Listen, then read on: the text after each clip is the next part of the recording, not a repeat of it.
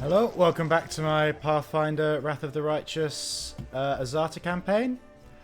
Last time we rescued the Storyteller and now we're going to talk to him, and from my memory he has a lot to say, so let's just get right to it.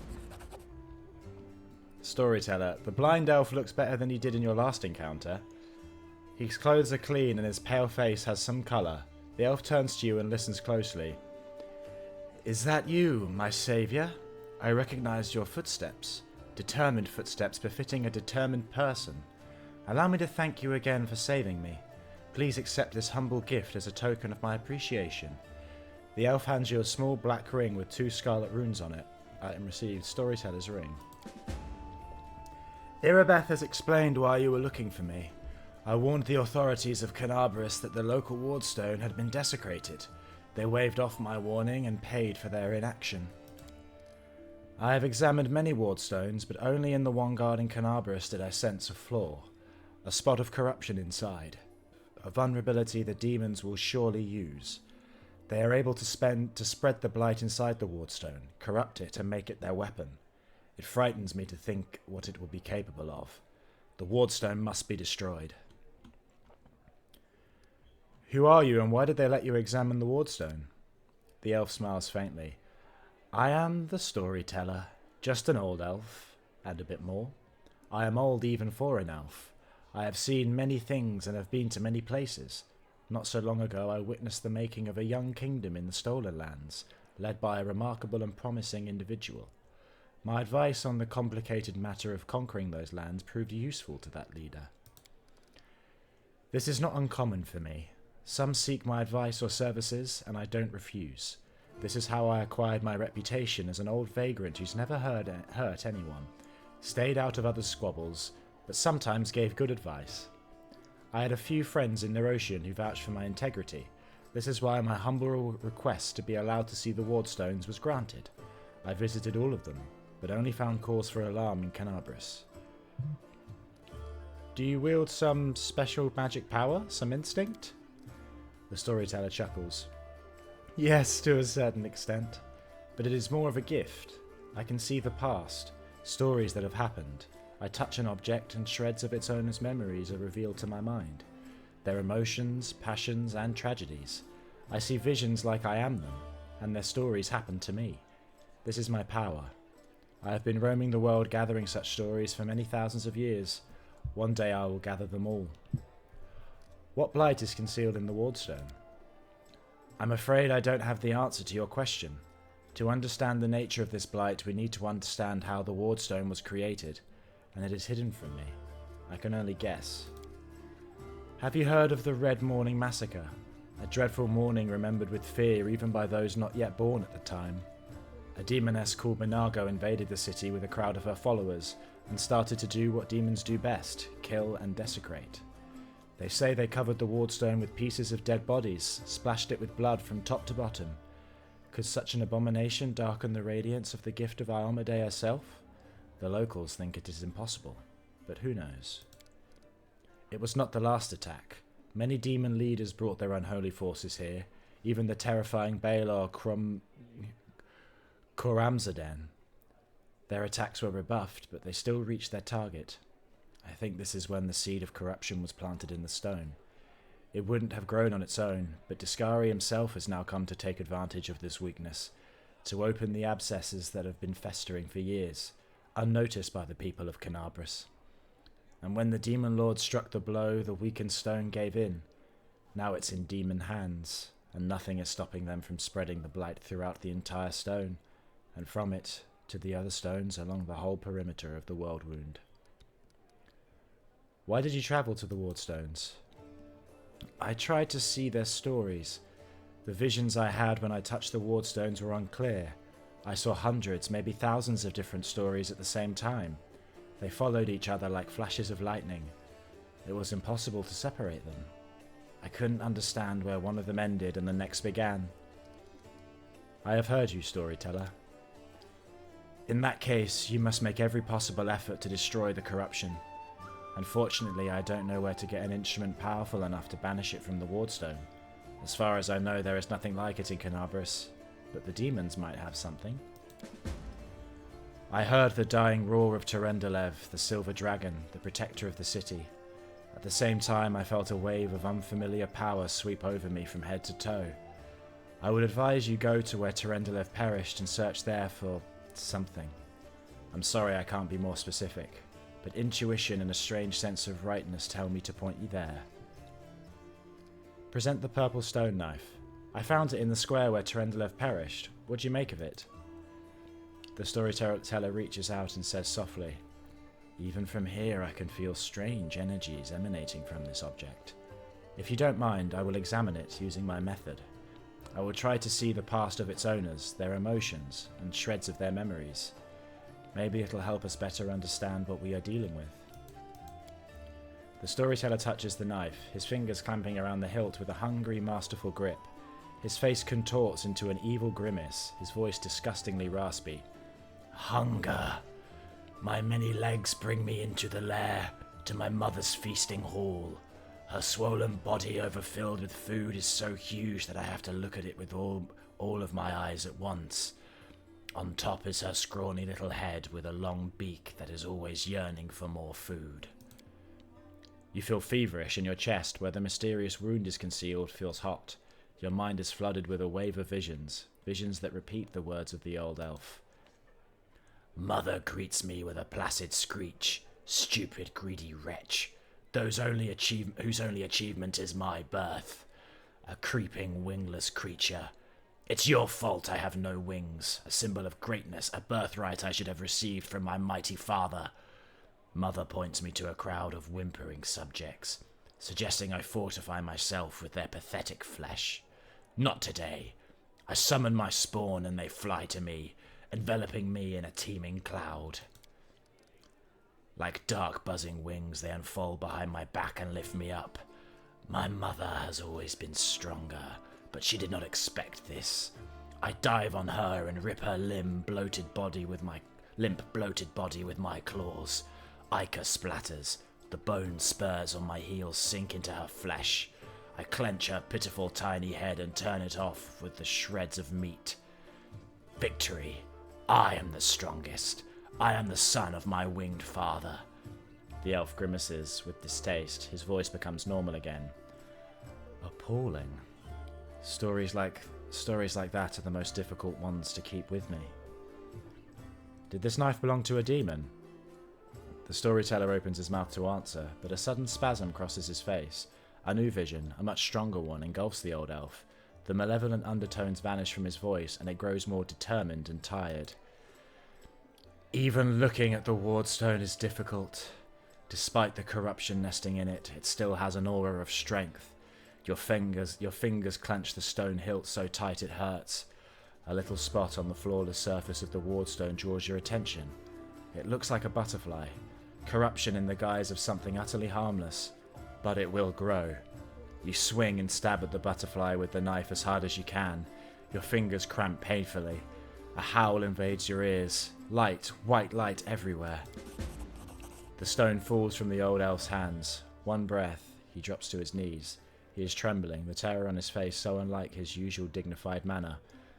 What was that? That was not the past. That was something yet to happen. Or rather, might happen. One of the roads to the future.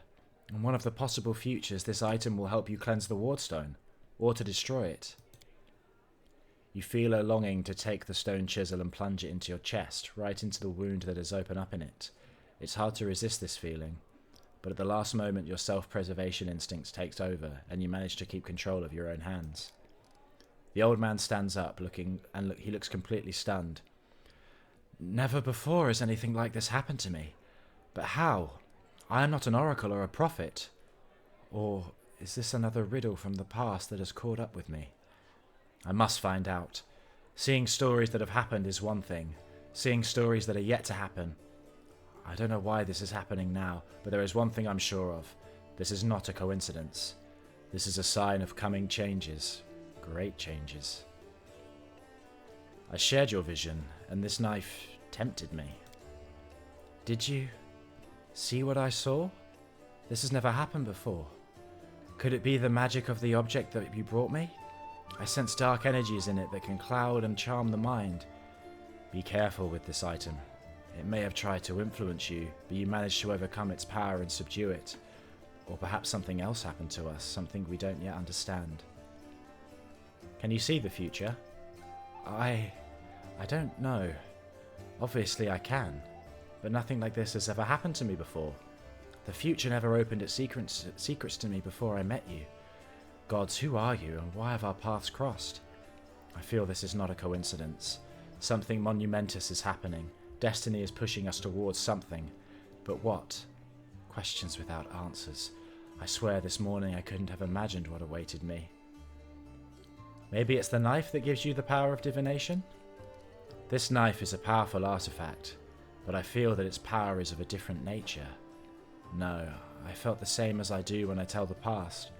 This is my gift, but manifest in a completely abnormal way. Is what you saw destined to happen? No, the future is not set. It used to be, a long time ago when the god Araden guarded Golarion. But now, prophecies do not come true, or they do, but not in the way they were supposed to. I only saw one version of the future, one of the paths leading to it. But the choice has not been made, and our destinies are not set in stone. Who were you in your vision? I don't know. Someone strong and desperate enough to resort to extreme measures. I felt that what I was doing had to be done. Your powers are amazing. A few minutes ago I would have agreed with you, but the thing that has just happened, it disturbs me. My gift has never manifested like this. Something has changed, and this change has frightened me. Please, can I help you? The storyteller nods gratefully. I appreciate your offer. I have reason to believe that somewhere in Kenabris there is a manuscript authored by an elf from Keonin who witnessed Earthfall. The storyteller's voice suddenly breaks and he stops for a moment. For personal reasons, I would like to examine it, but no matter how hard I try, I have failed to find it. Even in the Blackwing Library, I only found a mention that the manuscript exists and is held somewhere in the city. I assume it's stored at the Grey Garrison. They wouldn't let me into the archives when I visited. All those crusaders were nervous about the strange blind elf interested in their secrets. It's understandable. The crusade naturally made them a little paranoid. But now the Grey Garrison has fallen into enemy hands. I would be grateful if I could see the manuscript.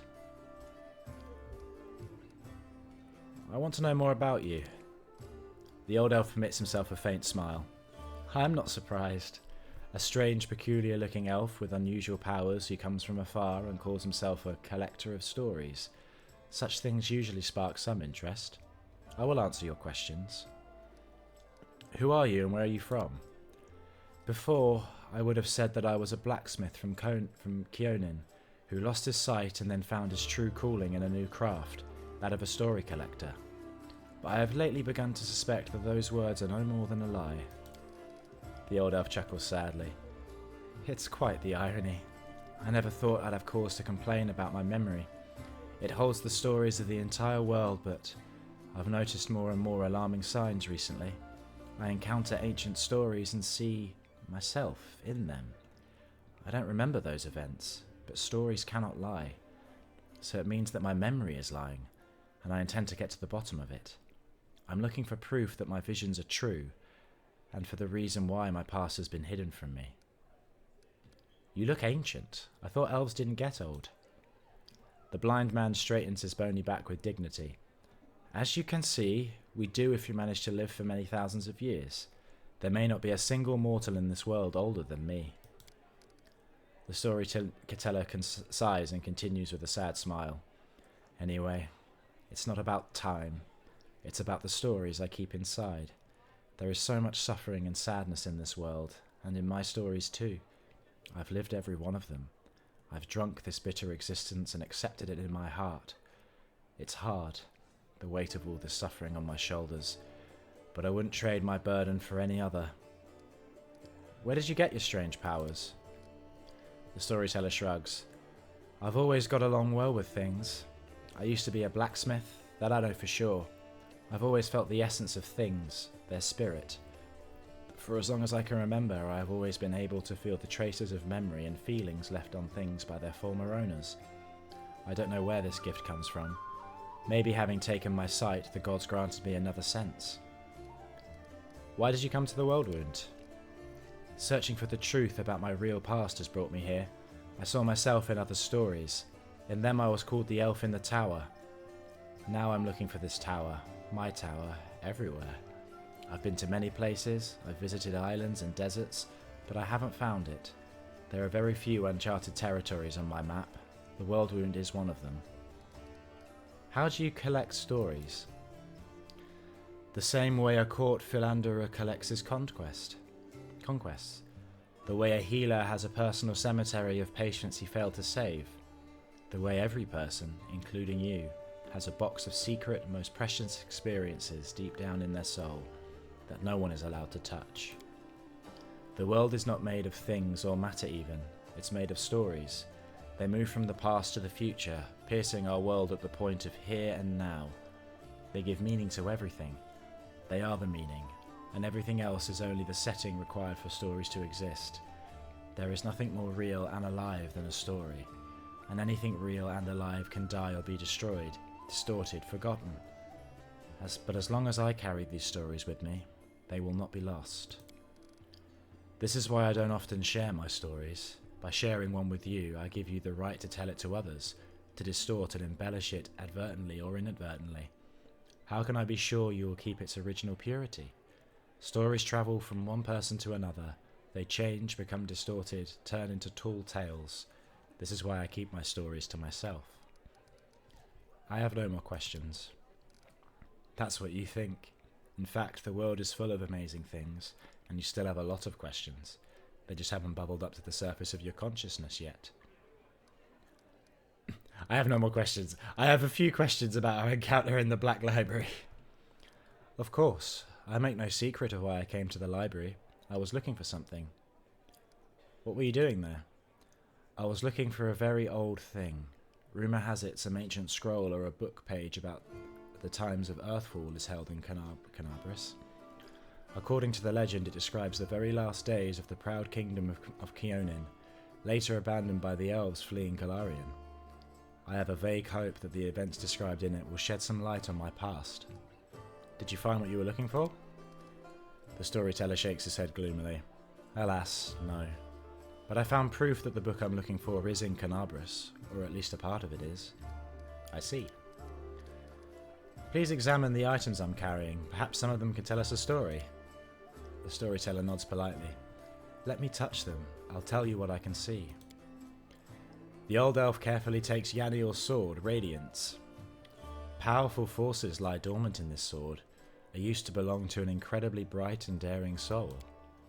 The storyteller's hand runs carefully over the scale that's still not lost its shine.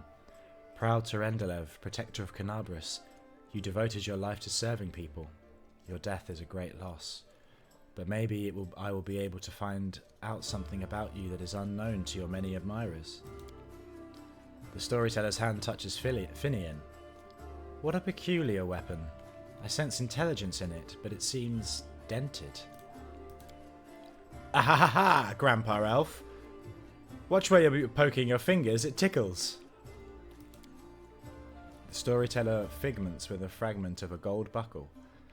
An old thing, created long ago by divine will, but the power that gave birth to it is lost in the darkness. However, the relic still lives on, though it has changed. I wonder what secret it is hiding. Would you like to know? Bring me 5 vials of magic essence, and I will revive this object, and with it, its story.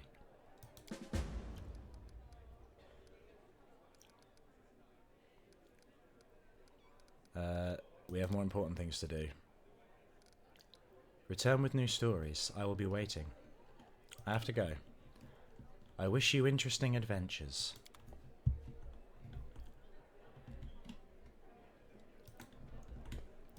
Nice. We're going to go back out and do some of the last bits of exploring before we do the Grey Garrison, but might as well do level up as well. We're going to put another level into Magus Sword Saint. We'll keep raising the skills that we have been raising. Yeah, we'll still put some into use magic device for now, I think. We get a bonus feat at this level. So, I mean, the guide I was looking at says we should put it into light armor focus, but I'm not really that bothered about actually wearing light armor on this run. I don't think it's necessary on normal mode, and I'd rather not have the increased spell failure chance. So for the multi-classing I was thinking of doing, it says we need combat mobility, but this is only for if you... So you get a +4 dodge bonus to armor class against attacks of opportunity caused when you move out or within a threatened area. But really when you're in combat, you're not moving in and out that much, so this trait on its own isn't too useful. I guess I'm still sort of undecided whether I'm actually going to multi-class or whether I'm going to just keep it Magus Sword Saint, but we'll go with combat mobility. And then for the bonus feat, I'm going to take combat casting. You're adept at spell casting when threatened or distracted. You get a +4 bonus on concentration checks made to cast a spell or use a spell-like ability. So this basically means that we're less likely to get hit by attacks of opportunity when we cast spells in melee range, which we do a lot. I want to check that it's not... At 14th level, the Magus gains the ability to seamlessly cast spells and make a melee attack. Whenever he uses the spell combat ability, his concentration check bonus from improved spell combat increases to +4. Oh, so we are kind of already getting a bonus. Maybe it's not necessary to go with this thing, because we already get a bonus with our class.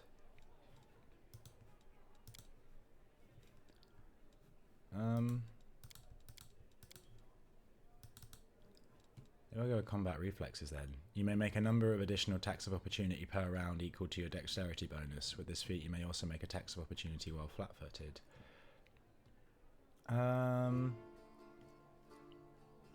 Okay, I think we'll hold off on combat casting then, because we sort of get it with our class anyway, and we'll go with combat reflexes here.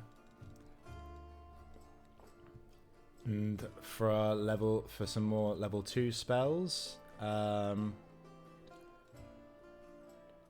we could get ourselves Cat's Grace, because that gives us a bonus to dexterity, which is useful for us. Effortless armor.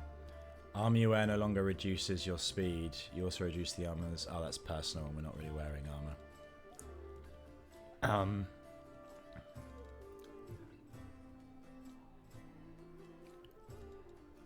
Let's get Cat's Grace, and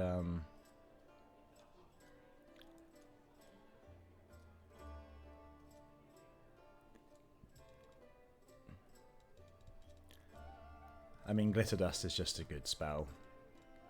So, yeah, we'll take Glitter Dust. Though I don't know if we'll actually be using it, because we're looking for more touch attack spells, but there aren't any at this level. Oh, and now we get the ability to buff our weapon with even better effects. Keen is probably the one we'll be using most, because it basically gives us the improved critical feat early on.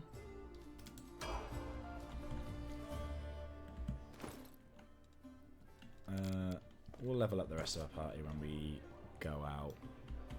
Oh, actually, no, we won't, because I think I'm probably gonna rest.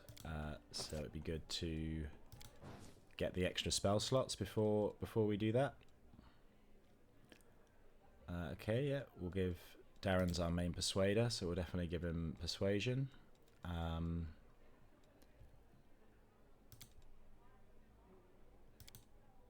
yeah, we'll just improve his knowledge world things. At level 5, we're going to give him weapon finesse, because we're going to have him using rapiers. Although at the moment we're still going to keep him at range because he's still not going to be very good. And then for spells, we get an extra level 1 spell. We got a level 1. We'll go with Divine Favor. Call upon the strength and wisdom of a deity. You gain +1 luck bonus on attack and weapon damage rolls for every 3 caster levels you have. So that's just a good self buff for him. And then level 2 spell. I've seen people suggest Aid. Aid grants a +1 morale bonus to attack rolls and saves against fear effects. Oh, that's pretty good actually. Or I could go Eagle Splendor, because I'm not using Camellia. Or I could go Protection from Alignment Communal as well. Although Woljif's got that right now. He would be able, Darren would be able to cast it more though.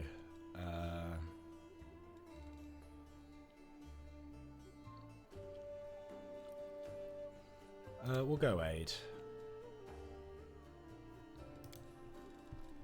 No, we're going to go Protection from Alignment Communal because we're not using Camellia.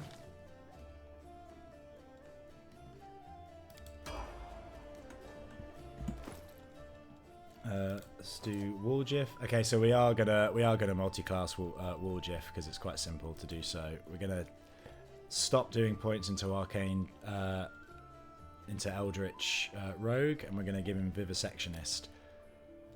Which for what, so it still gives him sneak attack dice. I think it actually gives him more sneak attack dice, so he's going to be even stronger when he's flanking or backstabbing people. But more importantly, we get Mutagen, which is a very strong self buff. Basically gives you +4 to either Constitution, Dexterity or Strength, and with Woljif we'll be using it primarily with Dexterity. Mobility, Trickery, Stealth, Perception, and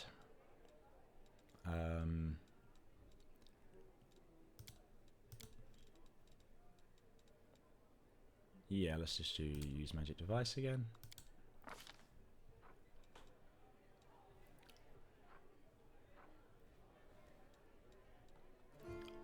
We'll go Combat Reflexes for level 5, I think. And then we can pretty much get all these spells. We get loads of choices, so we'll go...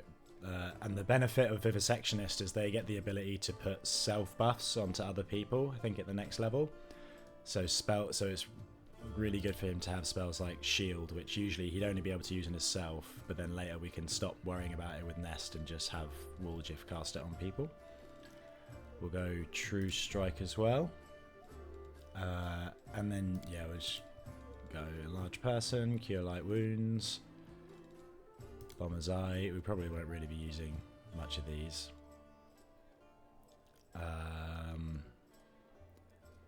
Stone Fist.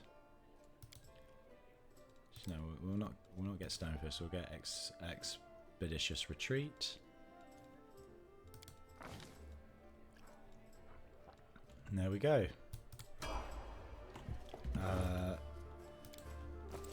Sealer. She's already got combat reflexes, but she doesn't really have any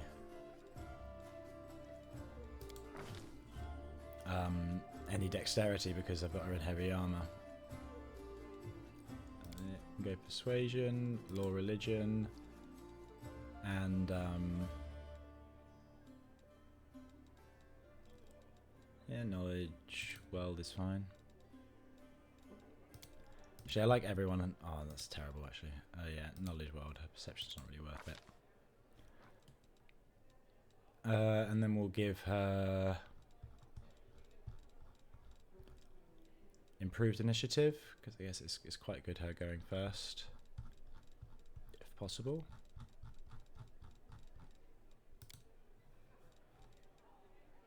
She's the tank, so if she goes earlier on, you can get her out front sooner. Actually, what's heavy armor focus like? Oh, it's just a slight buff to the defense. That's okay. Oh, yeah, we'll go improved initiative. And Divine Bond, we're definitely going to give her a horse. It's better than a Divine Weapon Bond, I think, is having a extra kind of player on the field.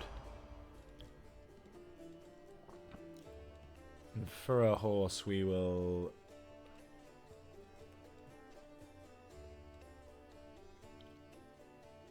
go Bulwark.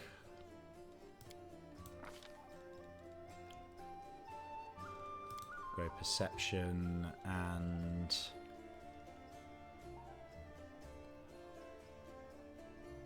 Mobility. Actually, no, Athletics is better, isn't it? We'll go, yeah, Perception and Athletics. For a feat, we'll give it Dodge. What will we name Sealer's Horse?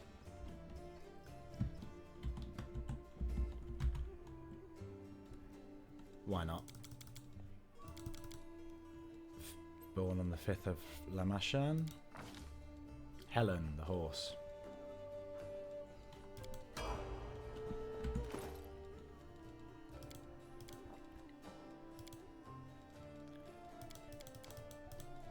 We'll just do Lan and Ember.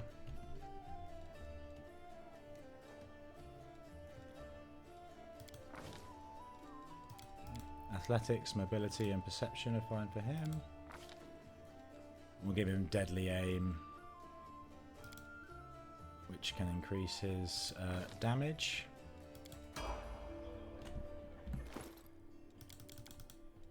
And finally Ember.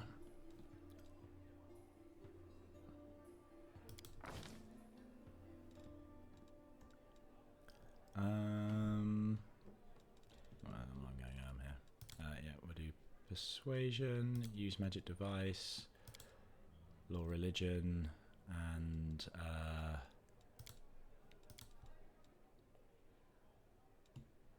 yeah, the knowledge world, why not?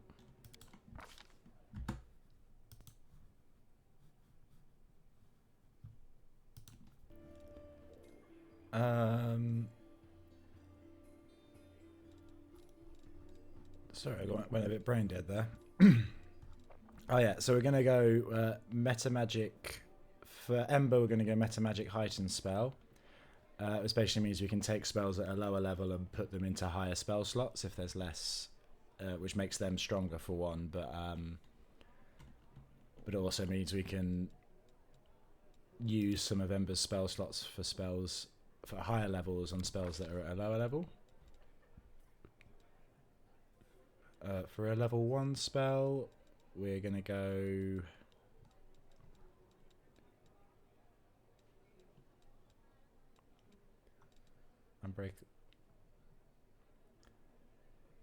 we'll probably go yeah, Unbreakable Heart, I think.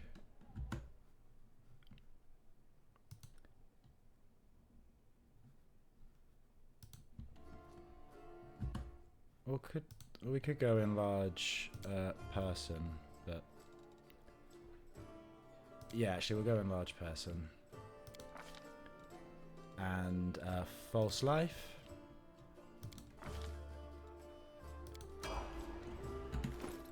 And let's level up the horse as well. Athletics and Perception.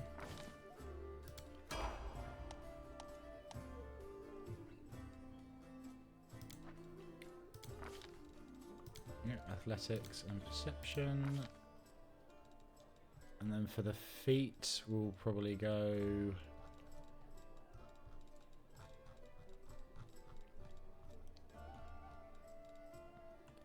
yeah, we'll go Combat Reflexes.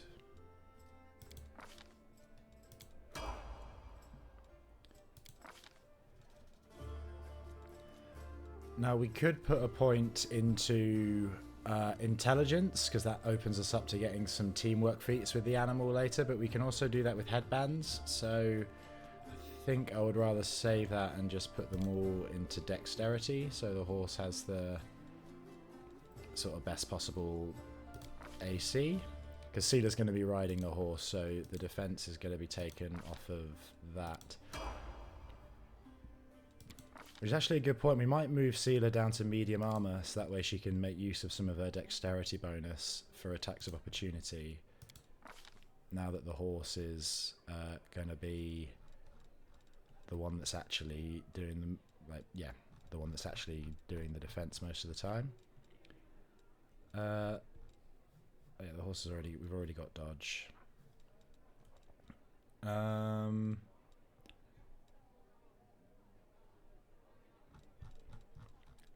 Could do combat mobility, defensive combat training. You excel at defending yourself in all manner of combat maneuvers. You treat your total hit dice as your base attack bonus when calculating for combat maneuver defenses. I don't really know what that means, honestly.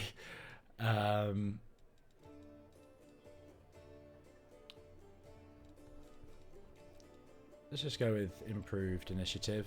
Doesn't hurt.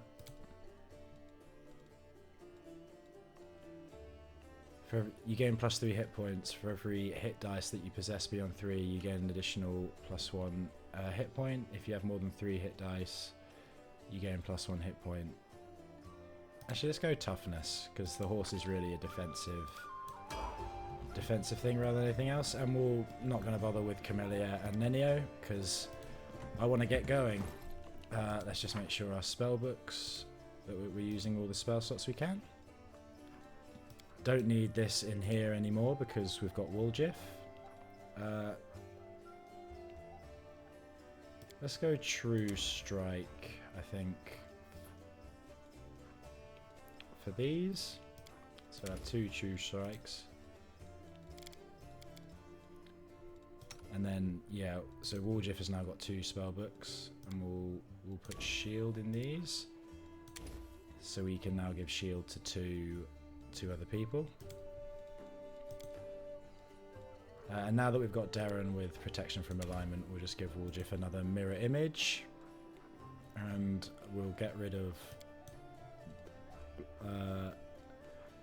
color spray and go with in the early game magic missile is quite useful, so I actually think I'm going to get rid of flaming touch as well, and we'll just give him 2 magic missiles. Sealer can do more spells. We'll give her Divine Favor as well, because that's just a good self buff. Right, and then let's go to bed, and then we'll go back out. Always watch your back. Shock, Keen, Flame Burst, Icy Burst, Shocking Burst. Let's have the spell slots on the weapon wheel. Shocking Burst, Icy Burst, Flame Burst, Icy Burst. Which have Frost, Flaming, and Shock there as well. Although, we've already got Shock there, so that's fine.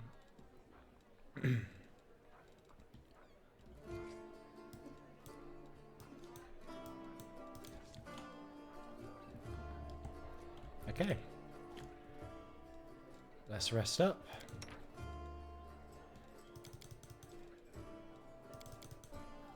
We're still the best at this.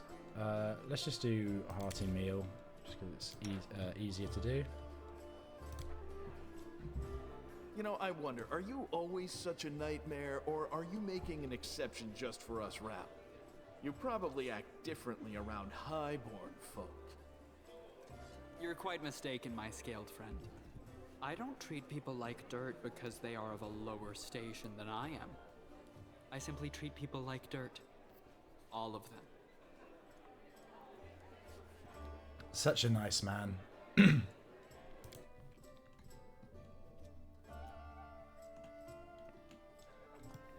Right, I think just one more trip out to kind of do some cleanup. I think we've done everything we can do in the markets now.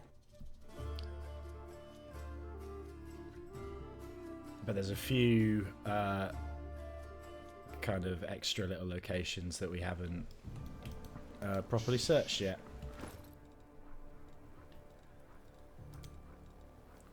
Well, the Storyteller's Ring, that's a defense against fire-based attacks. Should definitely give that to someone.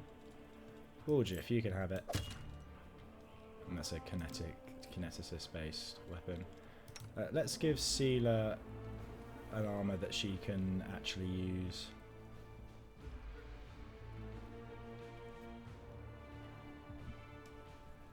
I mean, Lady Calandra's chain shirt's actually pretty good. It's making me debate. Well, I've already picked the feats. I know you can respec, but I'm not too fussed about respecking at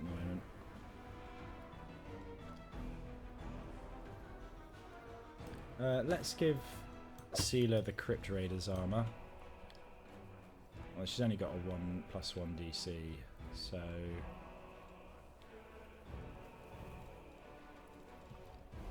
yeah, why not? We can see how it works out in the field. Careful now.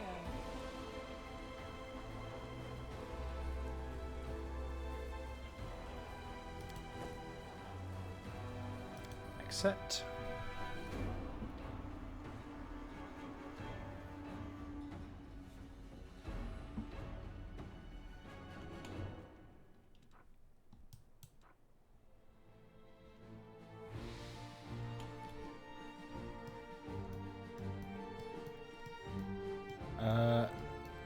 Let's go all the way down here first because it's the furthest away.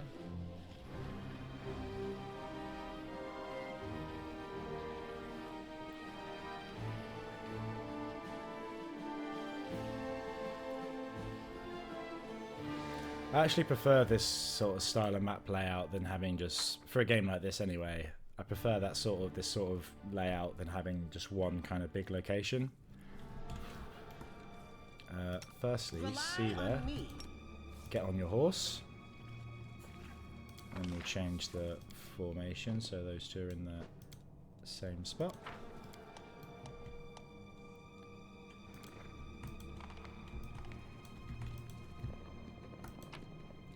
What's in here then? Watch and learn. I'm going to presume there's some sort of enemy in here, so we'll buff up quickly. Ask nicely.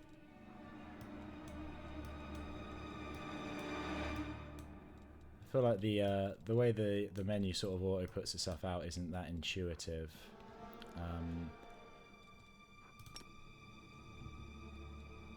Oh, at the moment he can't. I forgot. At the moment he can't. I need to get one more level before I'll be able to actually apply these sort of buffs to other people. But Stay on your toes.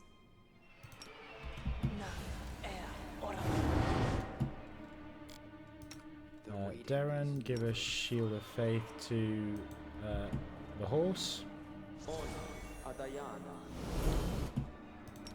Give Bull's Strength to Seela. Oh, you gave it to the horse. That's fine. The horse is still attacking.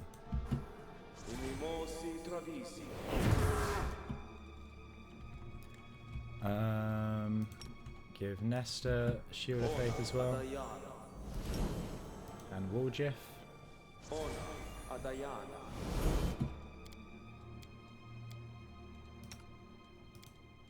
Ember, give yourself your mage armor. And give Nest mage armor as well.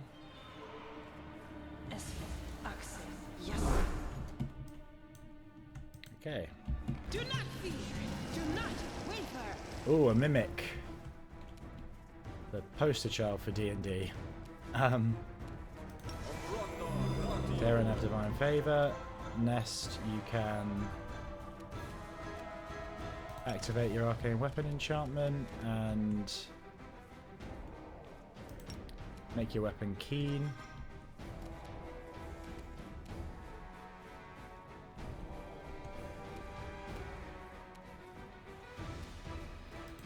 you can stay. Oh, you're not hidden anymore.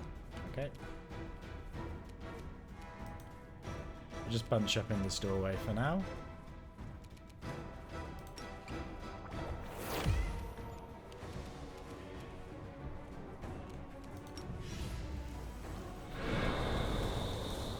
Activate bark skin, and then Ember. You can use glitter dust on the mimic. Yes.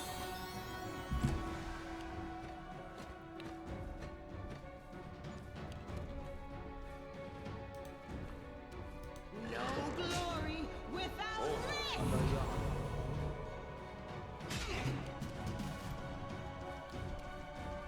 Darren, use protection from alignment evil.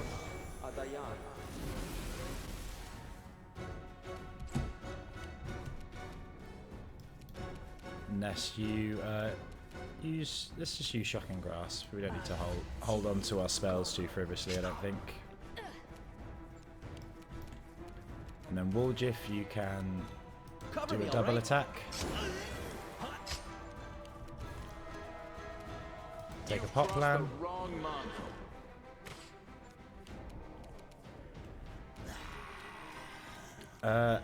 Ember, use Evil Eye on the mimic.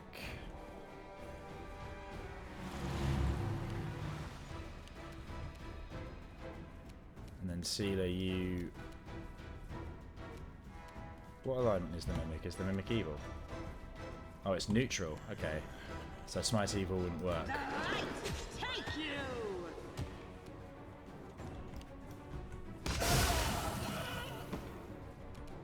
The Alchemist killed himself with his bomb. Which is not the smartest move.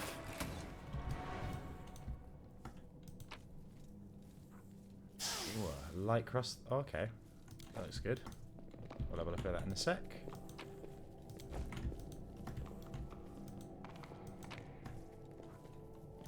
A new recipe. That's easy. Let's have some fun. Lots of mimics in this house.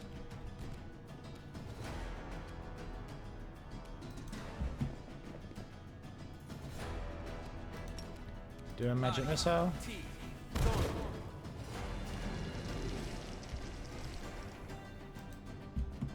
Just move up, Darren. Sealer, charge up and have an attack with your horse.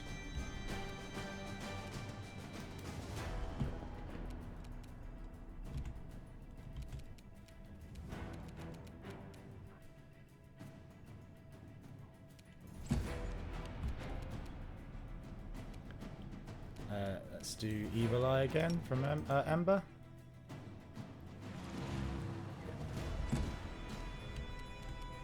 You won't survive me. Dead.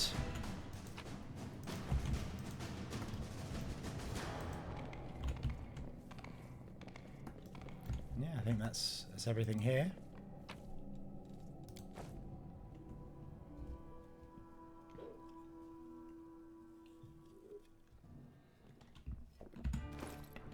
Let's take a look at that crossbow, actually.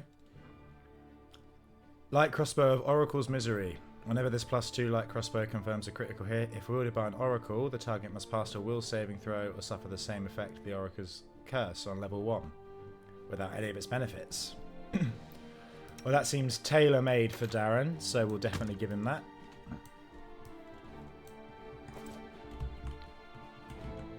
Right, and then we're going to go up to...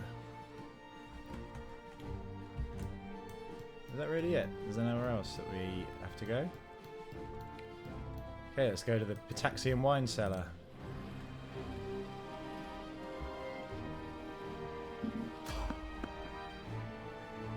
We'll just evade the enemies.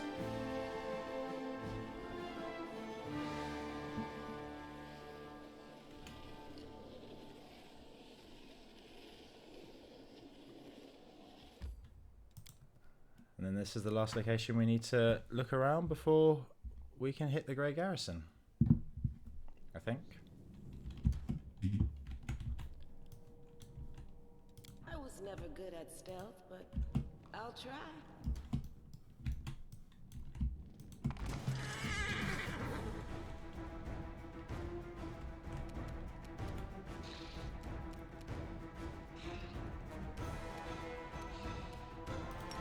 Lan activate bark skin and then move over here. Darren use bless.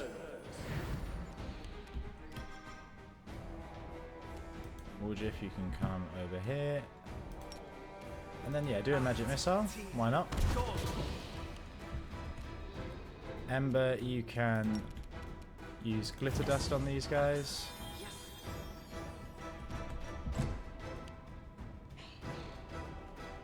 I think these guys are undead, so Sealer's armor should come in handy.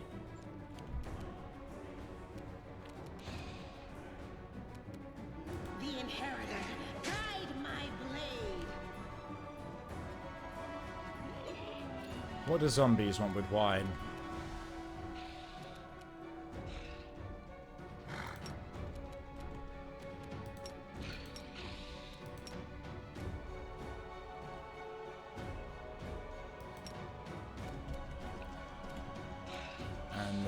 Yeah, just come and have a hit. Endure this. Darren, you do protection from alignment evil.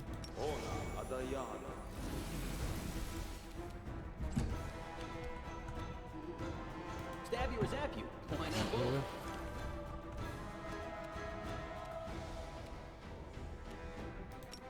Ember, use Scorching Ray. Why not?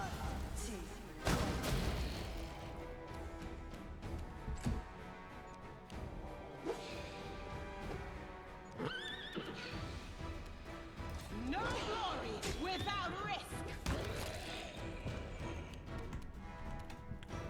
Are the undead immune to shock attacks?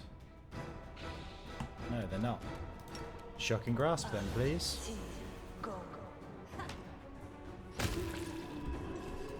Great.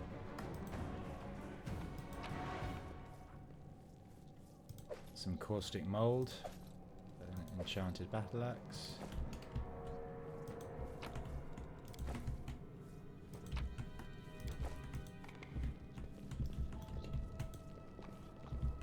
Precisely. Ooh. An Orc Double Axe. If we had an Orc with us, that would be good.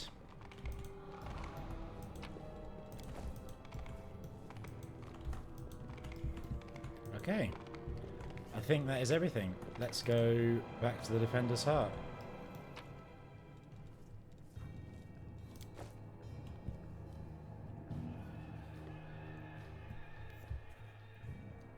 And then next time we'll do the kind of last bits of chatting. We should get Ulbrig soon. You know, I kind of thought he would show up after we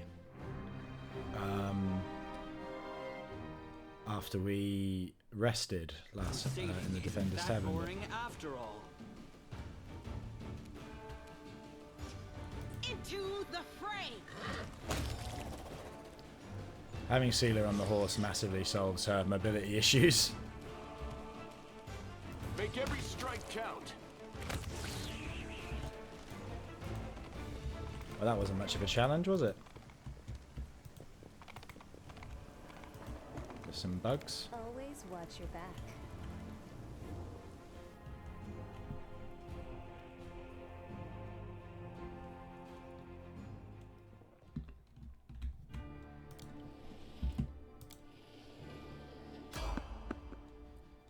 That's evade.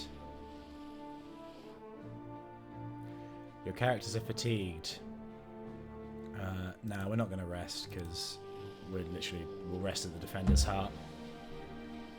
Makes the most sense.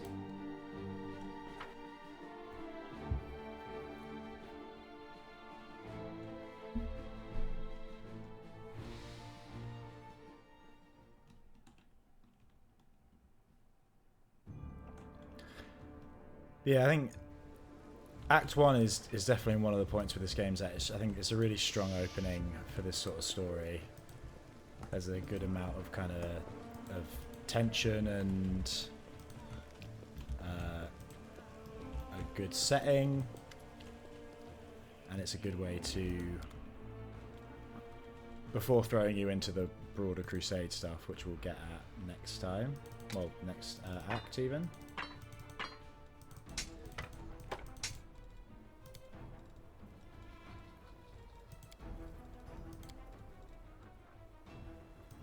We definitely don't need 5 Cold Iron Master Swords.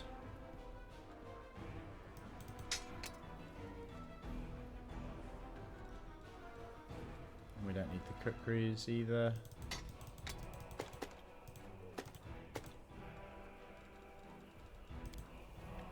We might even be able to treat ourselves to that sword that Woljif had.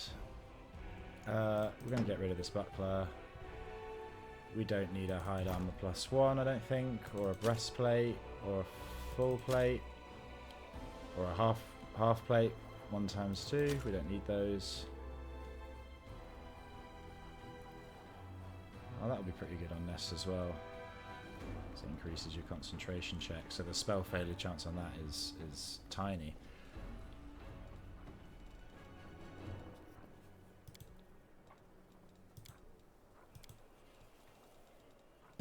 Okay.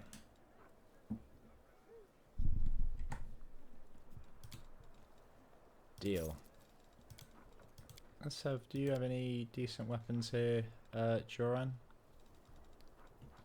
Well, I'm sure he does, but not any that we particularly want to use.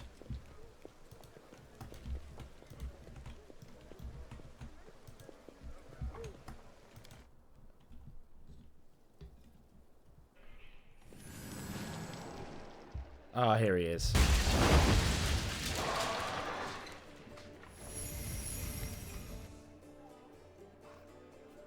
So this is the griffin we found at the library in the last episode. What in the name of the Green Mother's going on in this crazy town? The ceiling gives way with a thundering crash, and a griffin lands on the floor of the tavern. In a flash, the creature transforms. A huge, red-bearded man now stands before you. Folding his arms, he casts a proprietary eye over the tavern, and in a deep, booming voice, asks, Who's in charge here? You there in the armor? Or is it you, tavern keeper? Or maybe it's you, old-timer? Oh, you, I remember. You were in that ravaged fortress with all the books. You can explain all this to me. His nut-brown eyes bounce from Irabeth to Gemmel and then to the Storyteller before finally landing on you. Well? Ignoring the looks of astonishment, the man approaches you and looks you dead in the eye.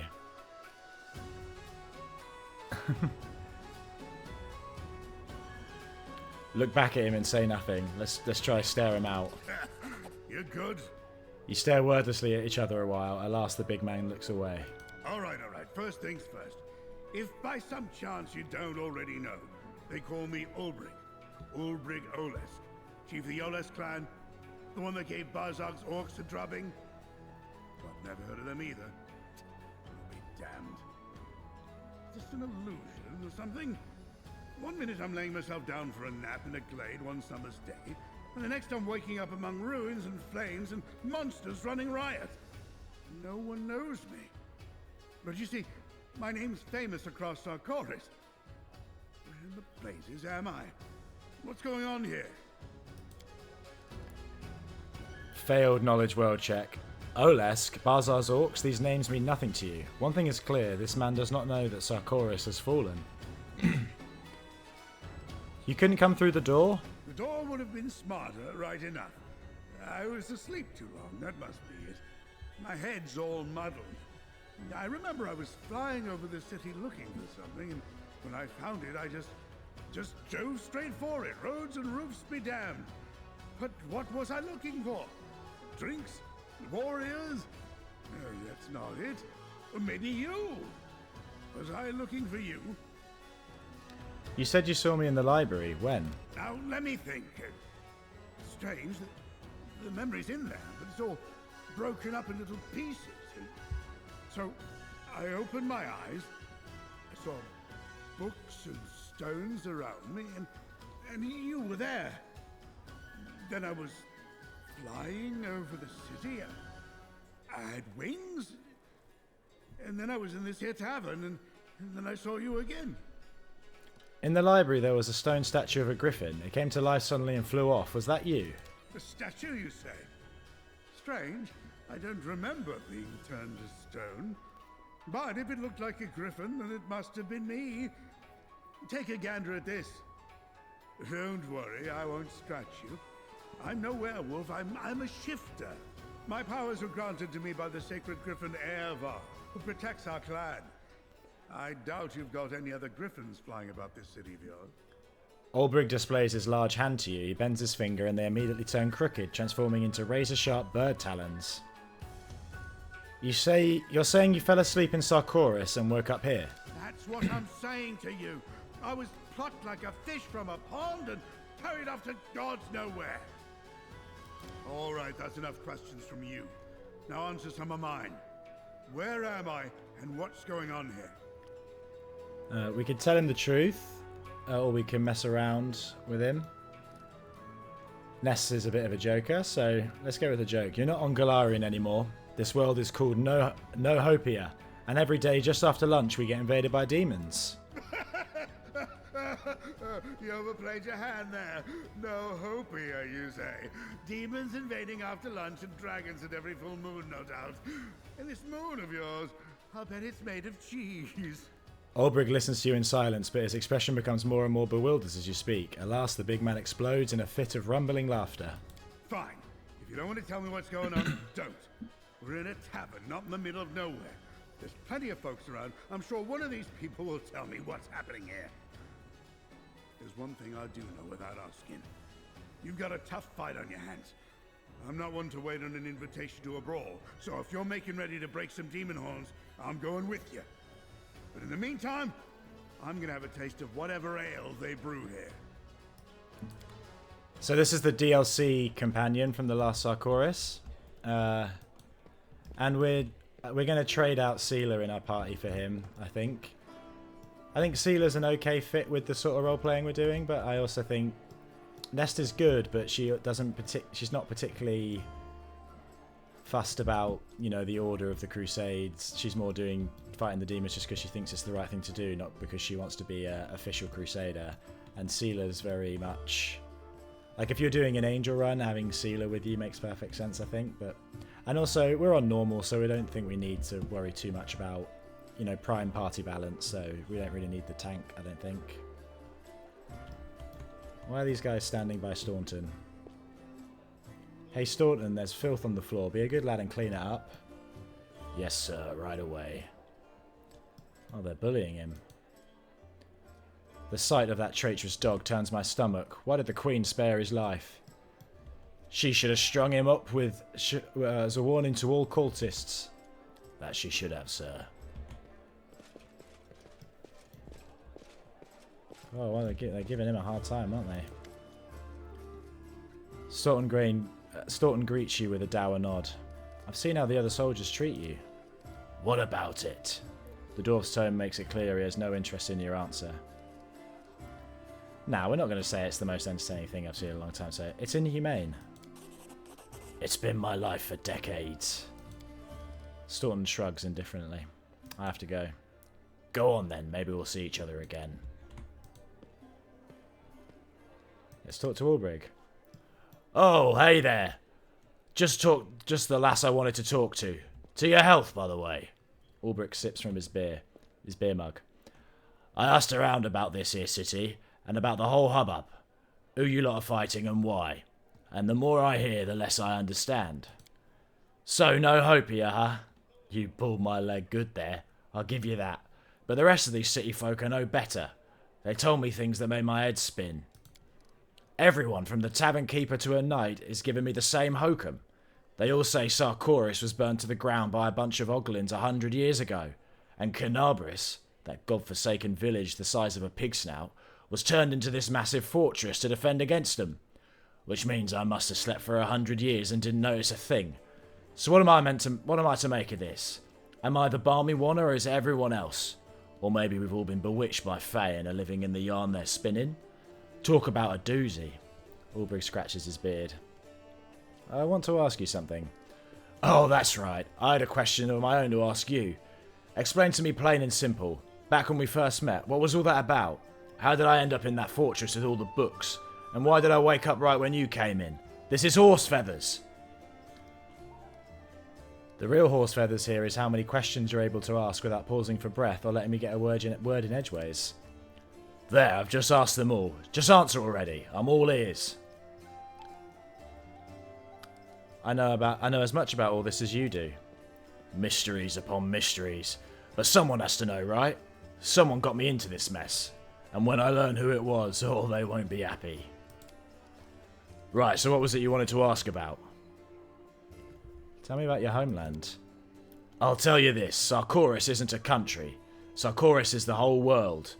Just imagine, a lynx standing at the edge of snowy woods in the north, perch splashing in the Selen in the east, furry bumblebees buzzing over the blooming hills of the south, and everywhere you look there are people, the likes of which you wouldn't find anywhere around in the world. They are the bravest in battle and the fleetest in dance. Hundreds of tribes, each with its own legends, songs, heroes, gods and spirits. Now you tell me, could a land like that really have perished because of a few grasshoppers? I won't believe it, ever. Alright, now your turn. Where do you hail from? Who's your tribe? My family is far away. I don't know if I'll ever see them again. Oh, I see. Ulbrig nods his head with understanding. So you and I share the same troubles, huh? All we can do is remember those dear to us and hope that someday, by some miracle, we'll see them again. You're from the Olis clan, right? Tell me about it. Our clan is one of the oldest. Our history goes back to a time before Sarkoris was settled, when our ancestors lived in the mountains in the far north. Once their mountain home had become too small for them, they went down to the untrodden hills and forests of the south, drove out the monsters and the giants, and founded Sarkoris. Even back then, the Olesks were the first into every battle and the first to build a settlement on their land. People wrote so many songs about our deeds that if I were to start singing them all to you now, we'd be stuck here for a good month. Who routed the Orcish invaders? Who seduced the Fey Queen and stole her tiara? Whose apples are the size of a hair and whose cider made from those apples can knock a bear out? That's right, it's all us, the Olesks. If giants lived there before your ancestors came, you can't really call those lands untrodden, can you? Ha ha ha ha! Oh, you're a good laugh. You're saying giants are people? Have you seen one of them with your own eyes? They can't even speak our tongue. They just growl and fart. They may look like humans, but they're dumber than frogs. And all they know is eating and fighting. They feast on human flesh, I'll have you know. So don't feel bad for those freaks. Our ancestors were right to cut them down. Bit of a colonialist then, I see. Just because they growl and fart. What was your role in the tribe? I was the chieftain. And not by right of blood like in some tribes. It takes more than being born in the right family to lead the Olesks. You have to earn that right from our divine patron, Aravar. The heavenly griffin chose me.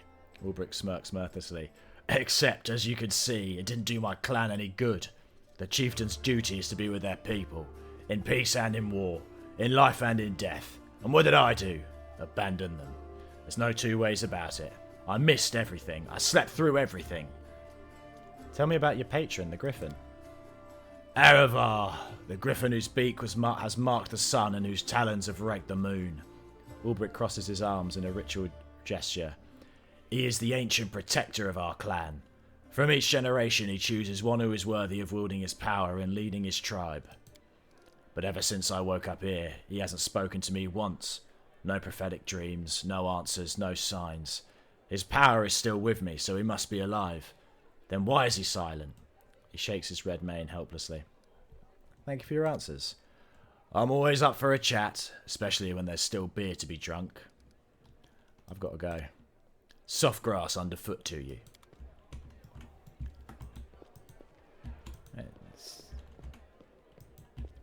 Where's Anevia? Careful now. Oh, she's there. Oh, there's nothing to say to her. The Tower of Estrel has been cleared of demons. Great. The places where the demons have gathered need to be cleared one by one. They won't be able to stab us in the back when we take on the Grey Garrison. Thank you for your service. I have to go. Go, Amadei, keep you safe. Right, I'm gonna... Actually, let's just go and... let's go and buy the sword from Wooljiff, seeing as it's slightly better than Finian. Sorry, Finian, you're being benched. At least, I could give them to someone else, I guess. Show me what you can get using your Thiefling connections. Look, Chief, the Thieflings have all the best things. Where is it? Estoc of Purity. Anything I can sell? Club with nails. Yeah, we can sell the club with nails. I'm not going to give anyone a club. And the Sickle of Falter. We're not going to use that. And the Heavy Flail of Weakness isn't really going to be used by us either. Where's the Orcish double axe? Yeah, the Orc double axe. We're going to sell that too. Sell the standard sword. There you go. Got it cheap. Deal.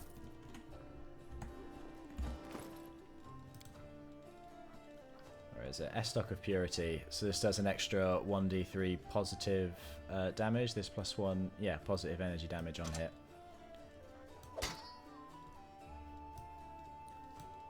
That's nice. Does Finian just disappear when you unequip him? Yeah, it looks like it. Okay. So we'll look at how Ulbrig works properly next time, I think. We'll yeah, do the kind of the level up and stuff with him next time. But yeah, we're going to replace Sealer with him for the foreseeable future. Mostly because I've not actually done a playthrough with Ulbrig, so I would like to see what his deal is. But yeah, go if you want to follow this series, you can subscribe. I'm gonna post a few videos daily is my plan, and feel free to leave a like or a comment if you're feeling generous. But yeah, see you next time. Bye.